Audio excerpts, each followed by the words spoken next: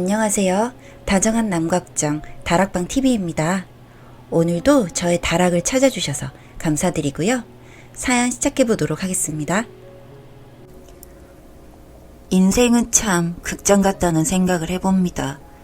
그리고 우리들은 연기 배우같이 대지라는 무대 위에서 분주히 움직이고 신은 우리들의 작품을 감상하고 말이죠. 그런데 가끔은 어떤 작품들은 지나치게 슬플 때가 있죠. 신조차도 눈물 흘리게 되는. 우리는 그것을 비극이라고 부르고요. 안녕하세요. 저는 올해로 38살인 이제 중년 남자로 등극하는 평범한 인상의 아저씨입니다. 얼굴도 배경도 매우 평범합니다. 그런데 저는 이 얼굴을 마주한 지 채 3년도 되지 않았어요. 저는 그동안 제 얼굴을 잃어버리고 살았거든요. 제 삶은 근 10년간이 한순간에 사라져버렸습니다. 그 세월은 저에게는 도저히 숨길 수 없는 깊은 상처이죠. 25살쯤이었을 겁니다. 그날도 어김없이 서늘한 가을바람이 불어왔던 그런 날이었습니다. 다른 때와 다른 게 있다면 바람이 조금 더 차가웠다 하면 될까? 이제 곧 겨울로 접어들 늦가을이었으니 말이죠. 저는 그날도 어느 때와 다름없이 반쯤 젖힌 창문을 옆에 두고 취업 준비를 하고 있는 중이었습니다. 학교는 마지막 학기만 남겨둔 채 취업을 위한 공부를 하고 있었죠. 그렇게 평범한 하루하루를 보내고 있었고 저는 그 시간들이 축복 같은 시간들이었음을 이제서야 느끼고 있습니다. 그리고 그 축복의 시간은 오래가지 못했고요. 그날 여동생이 제 방에 들어왔습니다. 밥 먹고 하라는 평범한 대화였어요. 그저 평범한 여대생이었던 여동생은 옷 좋아하고 액세서리 좋아하는 그런 애였죠. 귀찮다는 듯이 밥 먹으라는 동생에게 알겠다고 하고 그렇게 하루를 보내고 있던 중이었습니다. 밥 먹고 나서 여동생이 저에게 그러더군요. 자기가 다이어트를 시작했는데 운동을 하러 가려고 한다고요. 그런데 혼자 가기에는 집 근처 공터가 좀 무서우니까 같이 가달라고 하는 겁니다. 여느 오빠들처럼 저도 무시하면서 혼자 가라고 했어요. 그게 뭐가 무섭냐며 퉁명스럽게 말을 내뱉었죠.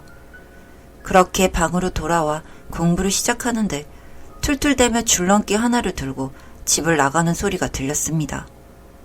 그렇게 전 공부를 시작했어요. 그런데 이상한 기분이 드는 겁니다. 여동생이 무섭다는 말을 한 게 계속해서 제 마음속에 맴돌고 있었고 그 생각 때문에 공부가 되질 않더라고요. 그래서 그 길로 저는 여동생이 운동을 한다는 공터로 향했습니다. 봐주다가 들어오는 길에 커피나 한잔 사와야겠다 하며 가고 있는데 저 멀리서 여동생의 비명소리가 들려왔습니다. 전 그 길로 그 소리나는 곳으로 뛰어갔고 제 눈앞에 펼쳐진 장면에 눈이 돌아갈 수밖에 없었습니다. 마스크를 뒤집어 쓴 납자가 후드티까지 뒤집어 쓰고는 제 여동생에게 몹쓸 짓을 하려고 덤비고 있었고 둘은 치열하게 몸싸움 중인 것 같았습니다. 저는 그 길로 뛰어들어 그놈에게 달려들었고 미처 예상하지 못했던 건지 그놈이 주춤하던 사이에 여동생을 빼냈습니다. 그리고 어서 빨리 가라고 소리를 쳤죠. 그렇게 저는 그 남자와의 싸움을 시작했습니다. 저는 곧바로 뛰어들어 괴한에게 몸통 박치기를 했고 그게 먹혔던 건지 그놈이 뒤로 넘어가더군요. 욕지거리를 하면서 일어나던 그놈을 두고 저도 그 틈을 타 도망가려고 했습니다. 그런데 그 순간 그놈이 절 붙잡더군요. 아, 그래. 몇 대 맞고 있다 보면 여동생이 신고를 하거나 누군가를 불러오겠지 하며 그렇게 버티고 있었습니다. 그런데 그 순간 그놈이 주머니에서 무언가를 꺼내는데 순간 이거 완전 잘못될 수도 있겠다는 생각이 들더군요. 그놈은 아무런 거리낌 없이 그 흉기를 저에게 들이밀었습니다. 그렇게 제 팔을 찔렀고 처음 겪어보는 고통에 비명을 질렀던 기억이 납니다. 상상을 초월한 고통이 뇌가 마비된 것 같았죠. 그에 따라 몸도 굳어버리고 머리가 덜덜 떨리는 기분이었습니다. 이놈은 팔에 박힌 것을 그대로 두지 않고 쭉 긁기까지 하더군요. 뭔가가 제 몸에서 떨어져 가는 것을 느꼈고 더 이상의 고통은 허락되지 않는 몸이었는지 그렇게 제 눈앞은 새하얘졌습니다. 그리고 그렇게 기절하기 직전에 들리는 소리는 그놈이 그 흉기로 절 계속해서 해야 하는 소름 끼치는 소리였던 것으로 기억합니다. 그렇게 눈을 떴을 때 저는 병원에 도착해 있었습니다. 새하얀 천장과 햇빛이 눈에 들어왔고 몸이 뻐근하면서 숨이 잘 쉬어지지가 않더군요. 몸 상태가 이상하다는 생각이 들어 몸을 움직여 보려고 몸을 돌리는데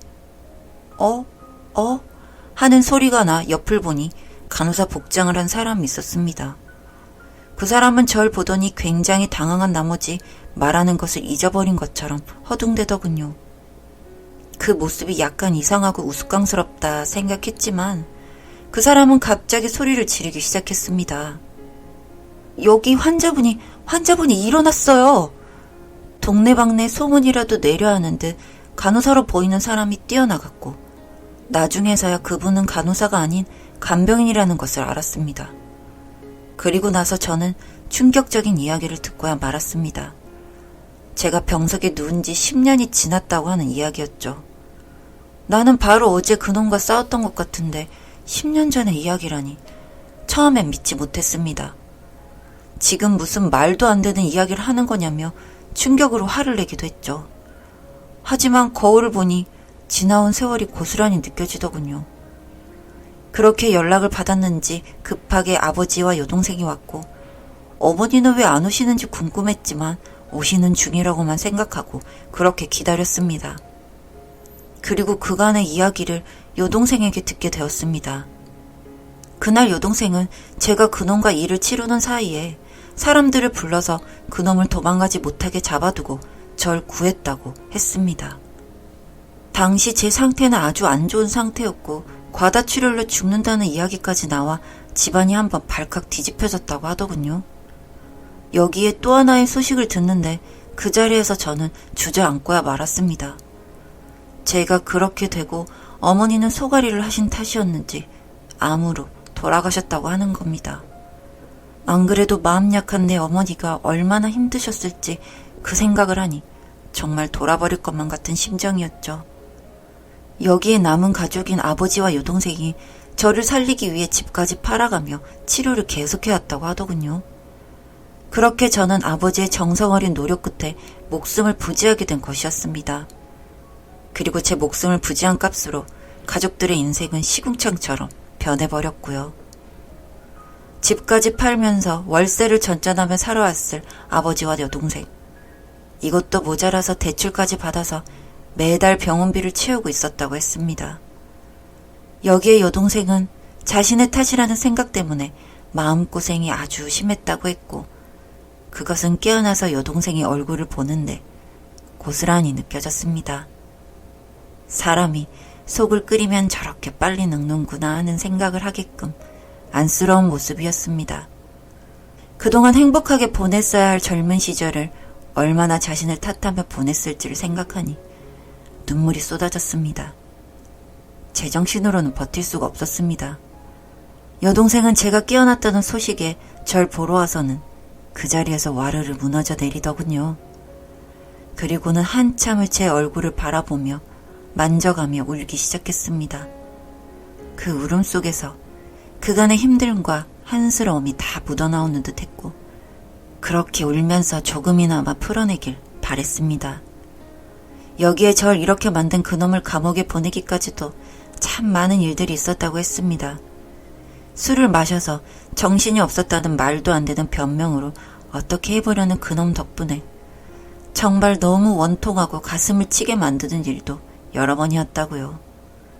그래도 결국 그놈을 감옥에 보내게 되었고 그리고 나서야 밤에 잠이라도 잘 수 있었다며 말을 하는 아버지.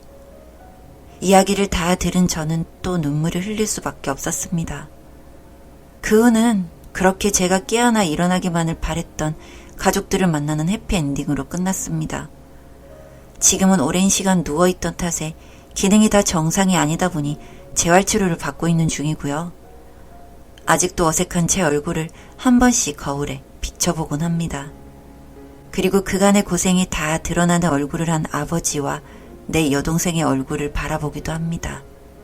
그리고 다짐해 봅니다. 다시는 내 가족들에게서 멀어지지 않겠다고. 그들 옆에서 영원히 지켜줄 거라고요. 병원에 누워있던 10년의 길고 긴 시간 동안 포기하지 않고 절 지켜준 두 사람을 위해 남은 제 삶을 살아가려고 합니다. 감사합니다.